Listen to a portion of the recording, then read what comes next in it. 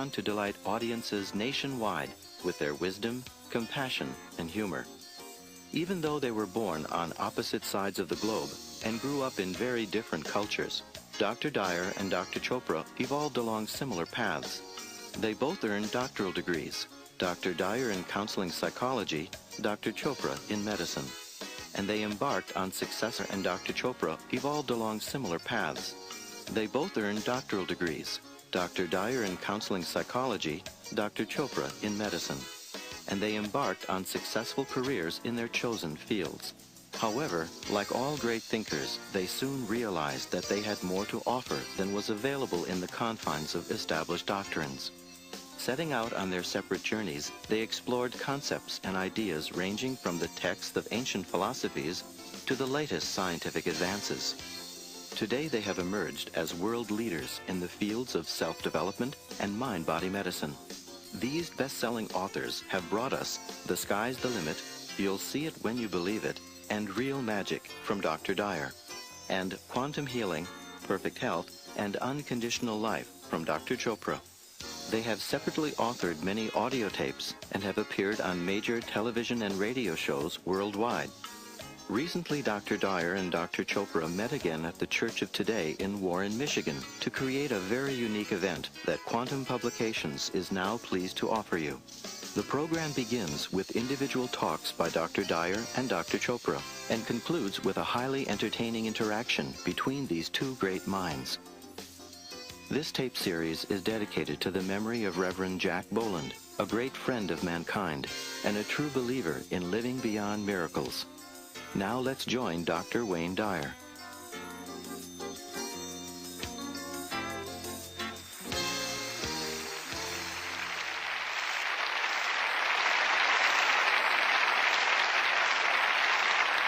Thank you.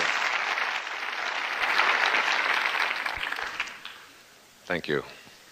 Good morning. Good morning. I would like to introduce, before I begin, my soulmate, my precious wife, the woman who is so supportive and caring, the mother of 7 of our children, the person who really guides me.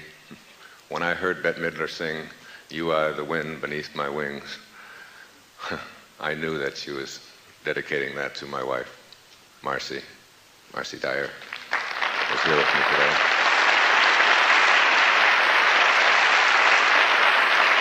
I love you. I said to Marcy not too long ago, because you wonder, I said, if I didn't have all the money that I have, would you still love me? It's just a question. She said, of course I would love you. She said, I'd miss you, but I would still love you.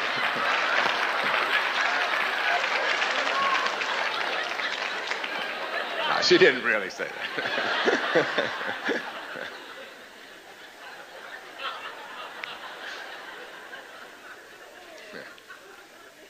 And so this special day is born. A day that I've dreamed about for a long time. The way that Deepak and I came together is really an intriguing story to me. It's really an example of what the message we both have in our books and tapes and our live performances around the world. That there are no accidents, that the universe is on purpose, that when the student is ready, the teacher will appear, that the right person will show up and has always been there. I mean, this is a man that grew up on the other side of the world, in New Delhi. The son of a physician, a man who went to medical school, who lived around the world and became a world-famous endocrinologist. And I grew up a little bit before, but not much, here in Detroit, delivering pizzas. And we come together in a strange set of circumstances when my wife discovers that she has a growth on her thyroid and has gone to several physicians, all of whom have told her that she's going to have surgery and that it could be cancerous. And my wife has a very powerful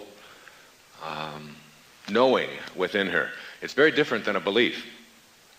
It's beyond believing. It is, I've seen her do it in giving birth to 5 of the births of our children. I was there, and I watched her go into another state of consciousness and literally become some other human being as she went through this process of, without ever complaining, without ever whining, without ever asking for any medication or any help, using this very powerful inner source and teaching me how to go along there with her to do it.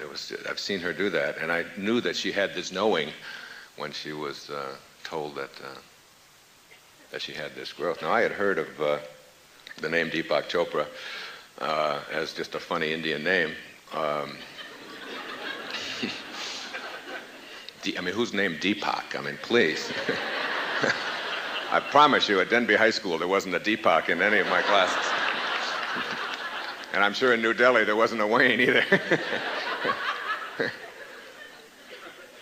And so I called the people at Nightingale Conant who produced my tapes, and I said, I would like you to send me the best tapes that you can send on self-healing. And they said, well, we only have one that constitutes the best.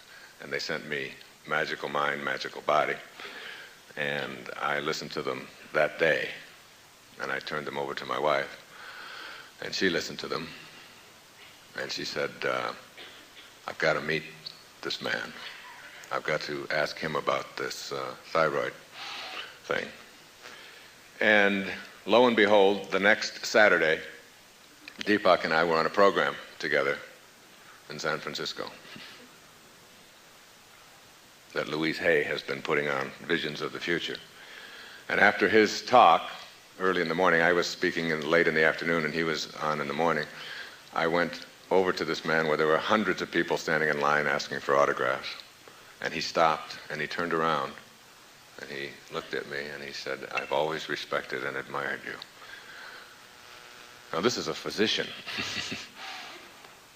It hasn't ever happened in my life that a physician, an MD, has turned around and said those words to me.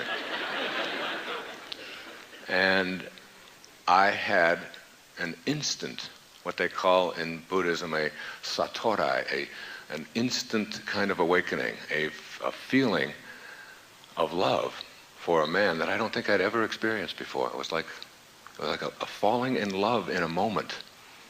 I felt an enormous kinship.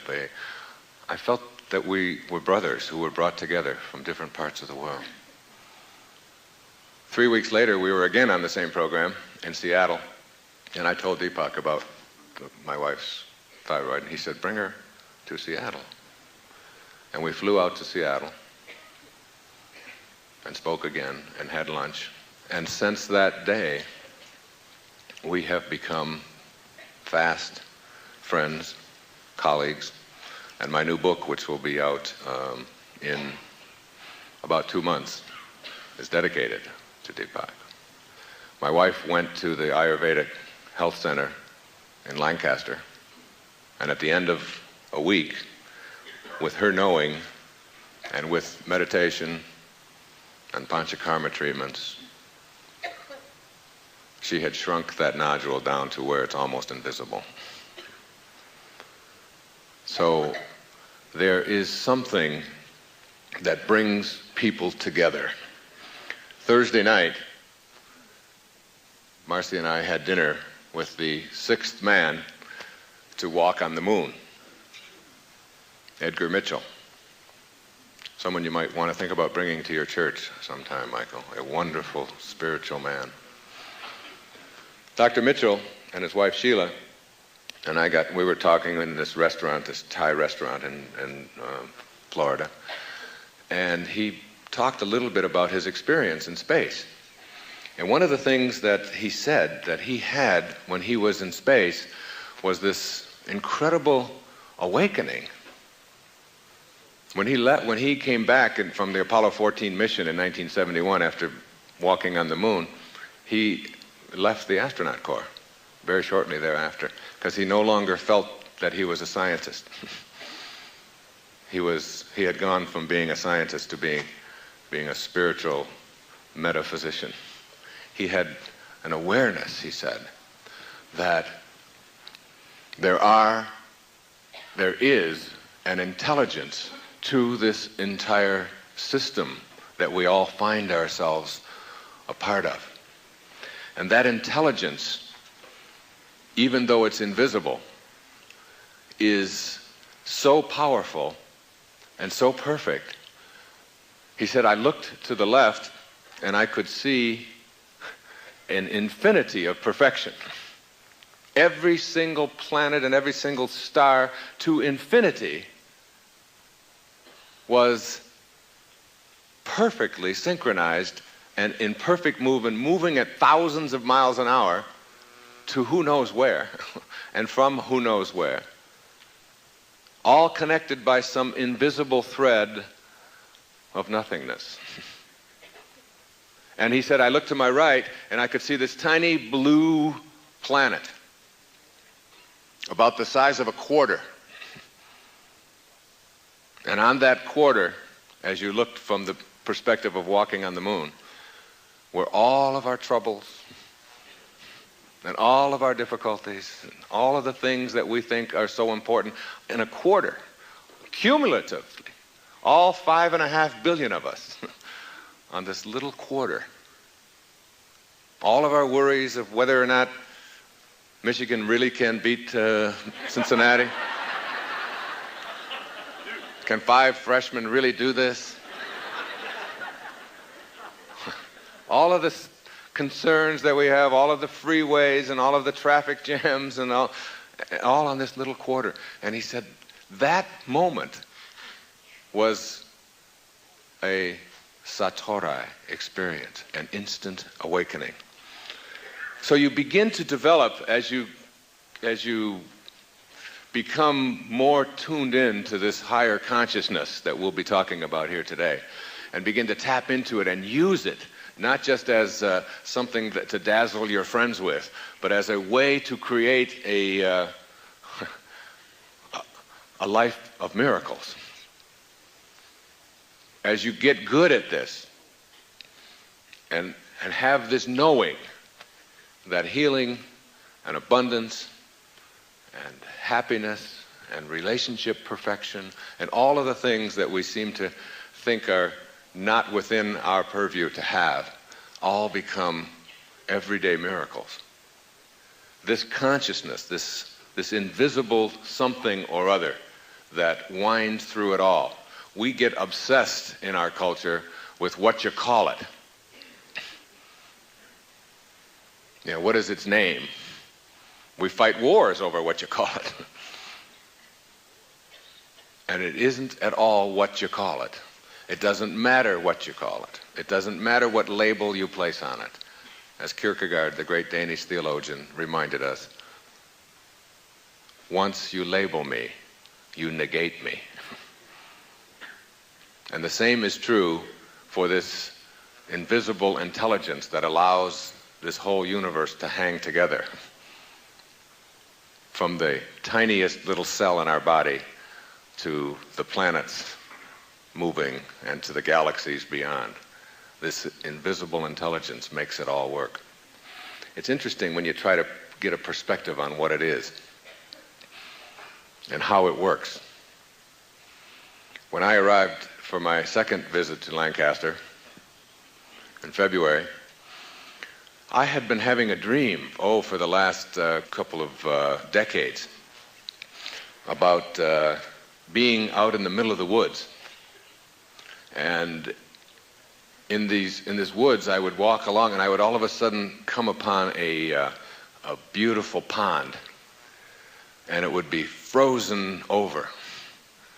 And I would put on my ice skates, and I would just skate effortlessly through, and I would see the trees, and I would hear birds, and the snow would be, it was like this, and it would be, it's a repetitive dream that I've had over and over again since I was a young boy.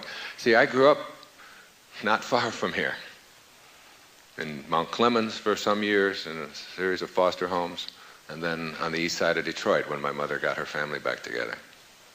And after I would deliver the Free Press in the morning, this was after the Times folded, I would then go over and play hockey. And I played hockey almost every day after school and on weekends down on the Detroit River. I really loved to do it, and I was a defenseman, so you really get good at skating backwards and gliding. And when I watch the Olympics, I can do all of those funny little axles and double twists and all of that stuff that they're doing. And skating is just like a way of life with me. I mean, I can feel myself doing it and gliding through there. But the last time I had ice skates on was 1958. 1958, the year I graduated from high school. Was the last time I had ice skates on. But see, always in my dream, I had this knowing. And I've talked about this here in this church, at services that I've given, is a knowing that is something that is present in you at the cellular level. In every cell of your being, you have this powerful knowing. Like, if you've learned how to ride a bicycle, and you've been on a bicycle, and that's a very complicated physical act to be riding along on a bicycle. I mean, two tiny little thin wheels, and you're twirling around corners and going no-handed and all. You know, you have a knowing, not a belief, that you can do that. And any one of you can go out and pump up the tires and do that, even if you haven't been on a bicycle in 25 years. You know it, you don't believe it. Or you can dive in the water and you know you can swim even though you haven't been there for a long time. This knowing is something that is beyond this body that you're in. You see, the body that skated in 1958, backwards and twirls and circles and crashing people into the boards and all of that kind of thing, that body is not here today. I'm here in a different model. In some ways, I've outlived that model. The physicalness that allowed me to do that, and the memory that is where it was stored, every single physical aspect of that body is gone. It's not here. It's someplace else. And every cell in that body of 34 years ago has been replaced by brand new cells several times over. And even the brain that you think is where that information, that knowing is stored, even that brain is different than the brain physically. Like if you did a chemical analysis of the brain in 1958 and the brain that is here today and sent them to the lab, it would come back and you would find that none of the cells are the same. They all have changed. But the knowing is still there. Now that's very powerful, because when I got to Lancaster, the first thing I did, it had been about record cold for 10, 12 days. It had been below zero every day for the last couple of weeks. And so I went for a walk where I had been in the fall, where I had found this pond, and I walked out to this pond, and there was the pond in my dream. It was exactly the same. It was like I recognized it. I had practically manifested it from this thought process, and there it was. And it was frozen solid. It had not just ice, it had what we used to call black ice. That's the best ice. That's more than 16 inches thick. and you can look down and all you see is blackness. Beautiful ice, just exquisite ice for skating. But I didn't have any skates. And there was one kid who works there, named Mark, who works in the kitchen, who was out there skating around in a very amateur way, I must say.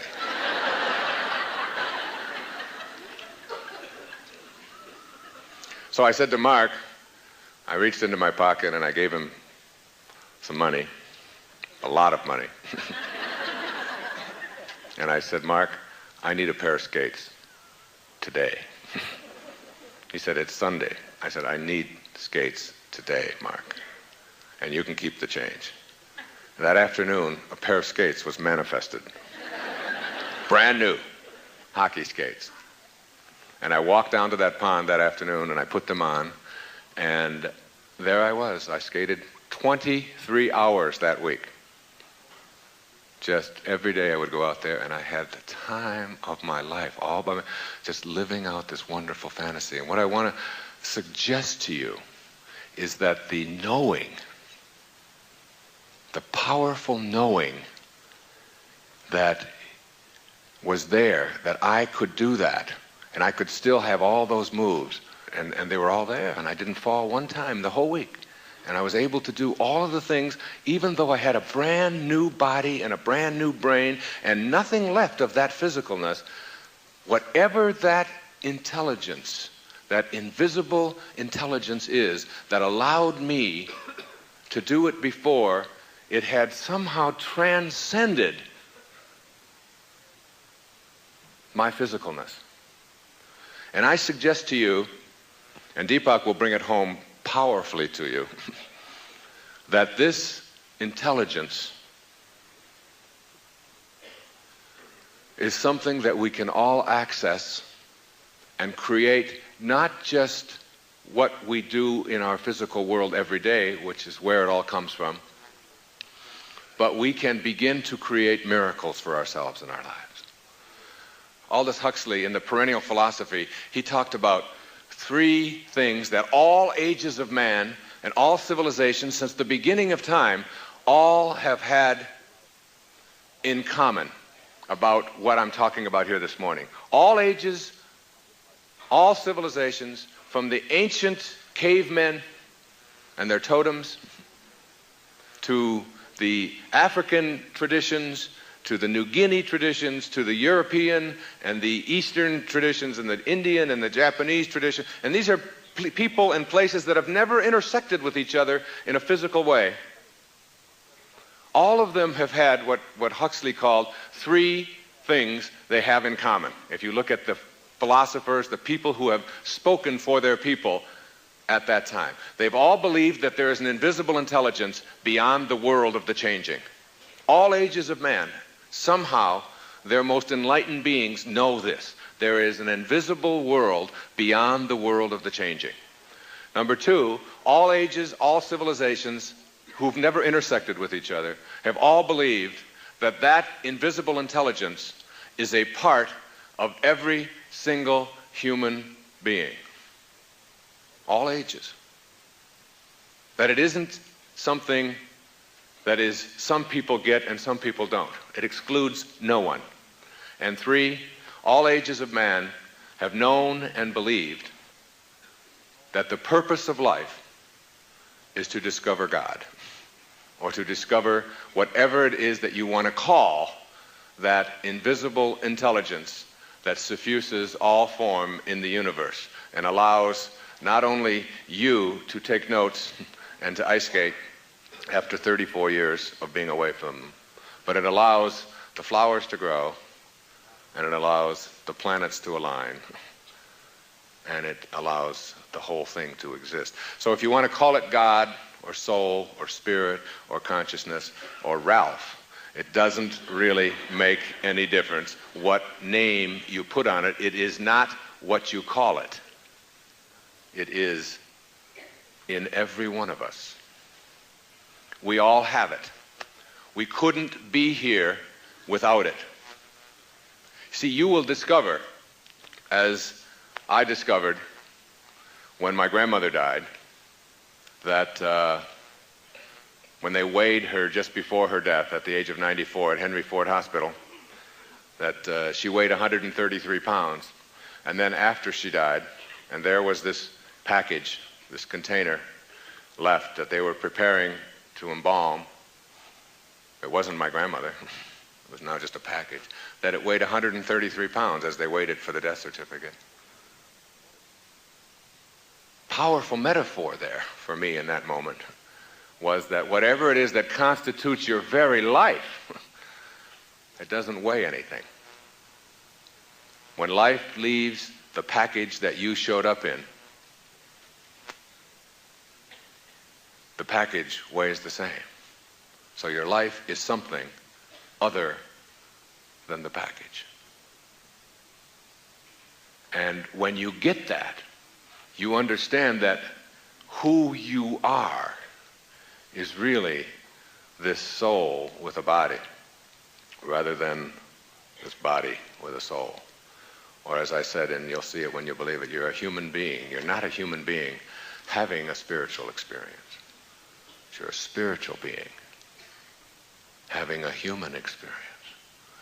But the quality of that human experience is dependent upon how able and willing you are to make contact with that invisible intelligence that suffuses you and all form in the universe, that is independent and outside of this physical form that you showed up in. This physical form that you showed up in was all handled for you in a split second. All handled in this infinitesimally tiny speck. In this little speck, when two little drops of human protoplasm collided, everything you needed for your form was handled for you. And you can't even begin to comprehend it. A heart starts beating inside a mother's womb 6 or 7 weeks after conception. And it's a complete and total mystery to everyone in the scientific world, in the medical world, and the only people that even have a grasp on it are the poets. Whatever that something is, that invisibleness that allows you to be, what I want to suggest is, we'll call it, just for the purposes of my presentation here this morning, we'll call it awareness. Pure awareness. Because it's also a term that Deepak uses. You see, if you go back 200 or 300 years and look at how our current, say, theology and psychology and sociology and our views on humanity have evolved, they really have evolved from our scientific positions that we have taken. If you go back a few hundred years, the whole world was enamored of what is called Newtonian physics. And in Newtonian physics, they had a postulation that there was the world of matter, the physical world, and that we are made up of this physical world. And this physical world has got building blocks, and that the smallest building blocks of the physical world were these things that they called atoms. And these atoms had within them electrons and neutrons and protons. You studied all of this stuff in physics. And that was it. The physical world, the building blocks of the physical world were these things, because that was as far as we could go. And so there was the physical world, made up of atoms. And then there is the non-physical or the non-material world. And that is over here. And since it isn't made up of this stuff here, in order to experience this over here, we had to have something called faith. And we created this faith, this belief that the spiritual world was something outside of the physical world, which was made up of these building blocks, which we could see with our powerful microscopes. Now we come along to the 20th century, and we discover that there are things called quantum physics, and this quantum physics takes these building blocks that we used to think of as the very tiniest particles in matter called atoms. And today, with our electron microscopes and our fantastic measuring devices, we have discovered that these atoms are like balloons. I mean, they're huge. And so what we've done in quantum mechanics and quantum physics is we have broken them down into subatomic particles to find out what are the building blocks of nature, what are the physical qualities of nature. And we've broken them down, and we break them down, and we break them down into tinier and tinier subatomic particles and tinier ones, and we come up with fancy names for them. And Deepak knows the names of all of this stuff. He writes about all of this in a way that you can understand, which is about the only person in the world doing it. And then we discover when we get down and just keep breaking these little quarks and flarks and marks and all of this down into tinier little subquarks, and we find out that the building blocks of nature, as we get to the tiniest particles, that there's no more particles. That the stuff that we're made up of is not something outside of us, that at the very tiniest levels, these things that we used to think of as particles are no longer particles, but in fact are pure energy or pure awareness, and that physical and spiritual are not separate from each other, but in fact are connected, and that the very thing that we used to think was outside of us and something that we just had to have faith in order to experience our spirituality, we have now discovered scientifically that it is the same. It is us. That particles at the subatomic level don't behave like particles. That they're all connected. That there's some kind of invisible force at this tiny microcosmic level that connects everything. And that in physics, if you take an atom and you take the electrons in an atom and you start aligning them and manipulating them, and you get enough of them in a line, after you reach a critical mass, all the rest of them align magically. Some kind of force is there when you get to what they call this critical mass number. If there's, let's say there's 100, if you get to 20, 25, the other ones stay out there, you get to this critical mass, boom, all the rest start lining up. And they call this in physics, they call it phase transition. Now, isn't it interesting to speculate that if we are made up of these things, that in fact, as is the tiniest part of us, so is the cosmos, so is the external, all the intelligence that's within each cell, which is what Ayurveda teaches, is also outside of us as well, and that if every atom within us has that force to align itself, that maybe, just maybe, the same thing is happening right now. That if enough of us individual atoms, called Wayne and Deepak and Marcy and Sally and Bill, begin to align in a certain kind of way, that this thing that Carl Jung talked about, this collective consciousness, is something that we can begin to prove with our physics. You know, it was only 40 or 50 years ago, back in the 50s, that you would ask a scientist, do you believe in God? And they would say, of course not, I'm a scientist.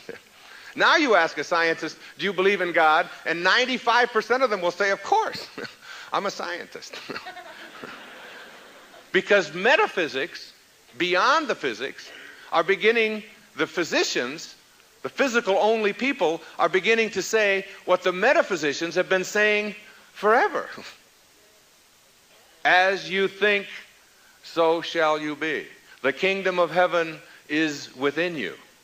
Even the least among you can do all that I have done, and even greater things. You will not be punished for your anger, you will be punished by your anger. So said Buddha. So said Christ. So said Muhammad. So said all of the spiritual masters who have ever walked among us. And now the scientists are beginning to say, it is within you. It isn't outside of you. And so we have joined forces, and now the poets who were writing, like Blake, in Auguries of Innocence, to see the world in a grain of sand and a heaven in a wild flower, to hold eternity in the palm of your hand and infinity in an hour, we are led to believe a lie when we see with, not through the eye, which was born in a night, to perish in a night, when the soul slept in beams of light. That is so powerful. You were led to believe a lie. When you see with, not through the eye. You can't see with an eye. We have a friend who was blinded in an accident years ago, named Sharon Kamlos, who's been here. Either one of us would give one of our eyes so that she could see. She can't see with an eye. You see through the eye. The eye doesn't see. The body can't see. The body can't hardly do anything. It's what's directing it inside. Deepak has this wonderful illusion, this wonderful metaphor that he uses, where you can go within your body and you can find the command center, but you can never find the commander. Somewhere in there, there's a commander. You can find all the cells, but you can't find who's doing that. That's that something, that mystery. And that lie that we've been led to believe is that who we are is this physical body, and that it is limited. You see, the physical body, our physical body is what keeps us separate from each other. You have a different body than I do.